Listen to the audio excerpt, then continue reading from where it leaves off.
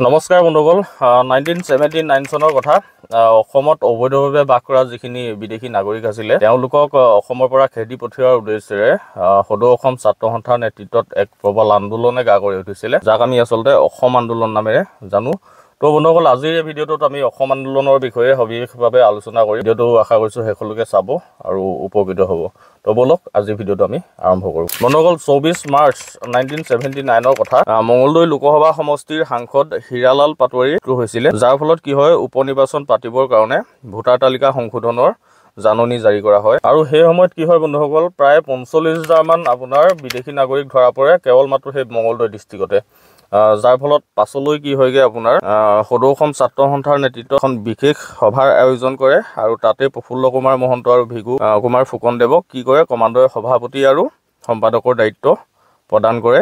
তাৰ ঠিক পিছত কি হয় 27 জুনত আপোনাৰ আছু উদ্যোগত গুৱাহাটী বিশ্ববিদ্যালয়ত এখন সভাৰ আয়োজন কৰে আৰু এই যিখিনি বহিৰাগত সমস্যা আছিলে এইখিনি সমাধানৰ কাৰণে এখন সভা আয়োজন কৰে আৰু তাতে সিদ্ধান্ত কৰে যে এই যিখিনি সমস্যা আছিলে বহিৰাগত সমস্যা এই সমস্যাখিনি সমাধান নোহোৱা পৰ্যন্ত অসমত কোনো ধৰণৰ নিৰ্বাচন নাইবা লোকপিয়ল অনুষ্ঠিত কৰিবলৈ দিয়া নহ'ব। আৰু বন্ধুসকল কি হয় তাৰ ঠিক পিছতেই সদৌ অসম ছাত্ৰ সন্থাই অৰ্থাৎ আছুৱে বিদেশী বহিষ্কাৰকে মুখ্য দাবী হিচাপে লৈ কি কৰে আন্দোলন কৰিবলৈ সিদ্ধান্ত গ্ৰহণ কৰে আৰু বিভিন্ন ধৰণৰ অফিচ কাছাৰীৰ সন্মুখত ধৰ্ণা কাৰ্যসূচী পালন কৰে। বন্ধুসকল ঠিক তেনেকৈয়ে চলি গৈ আছিলে এই অসম আন্দোলন লাহে লাহে আৰম্ভ হৈ গৈ আছিলে আৰু ঠিক সেই সময়তে কি হয় মুখ্য নিৰ্বাচন আয়ুক্তই ভোটাৰ তালিকা সংশোধনী প্ৰক্ৰিয়াটো বন্ধ কৰি ৰাখে আৰু 1979ৰ যিখন ভোটাৰ তালিকা আছিলে সেইমতেই সেইখন ভোটাৰ তালিকাৰ মতেই নিৰ্বাচন অনুষ্ঠিত কৰিবলৈ নিৰ্দেশ দিয়ে। ইয়াৰ লগে লগে কি হয় বন্ধুসকল বিদেশী নাগৰিকৰ বহিষ্কৰণৰ দাবীত অসমত এক প্ৰবল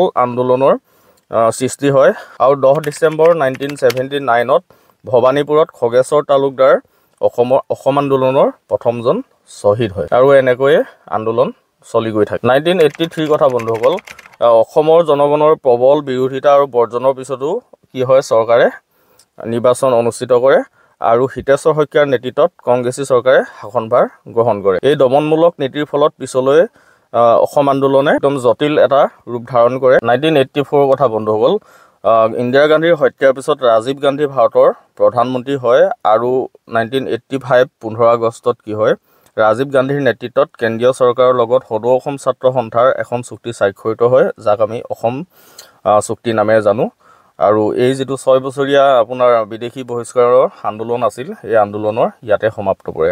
এতিয়া বন্ধুসকল আহোঁ আমি অসম আন্দোলনৰ যি চুক্তি আছিলে সেই চুক্তিৰ মূল কিছুমান দিশসমূহলৈ আহিছোঁ আমি।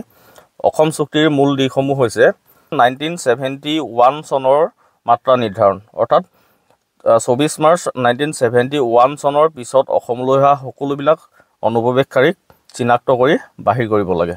এইটো এটা মূল দিশ হৈছে। 2 নম্বৰতে আহিলে আপোনাৰ নাগৰিকত্বৰ স্বীকৃতি। 1 জানুৱাৰী 1966ৰ পূৰ্বে অসমলৈ অহাসকলক সম্পূৰ্ণৰূপে নাগৰিকত্ব দিয়া হ'ব আৰু 1966ৰ পৰা 1971 চনৰ ভিতৰত অহাসকলক ভোটাধিকাৰৰ ক্ষেত্ৰত 10 বছৰলৈ অযোগ্য ঘোষণা কৰা হ'ব। 3 নম্বৰতে আহিলে আপোনাৰ অবৈধ অনুপ্ৰৱেশকাৰী বন্ধ অৰ্থাৎ সীমান্ত সুৰক্ষিত কৰি অনুপ্ৰৱেশকাৰী বন্ধ কৰিবৰ কাৰণে কি হৈছে সীমান্তত বেৰা নিৰ্মাণ কৰা হ'ব। 4 নম্বৰতে আহিলে ভাষা আৰু সংস্কৃতিৰ সুৰক্ষা অসমীয়া ভাষা আৰু সংস্কৃতি আৰু ঐতিহ্যৰ সুৰক্ষা প্ৰদান কৰা হ'ব।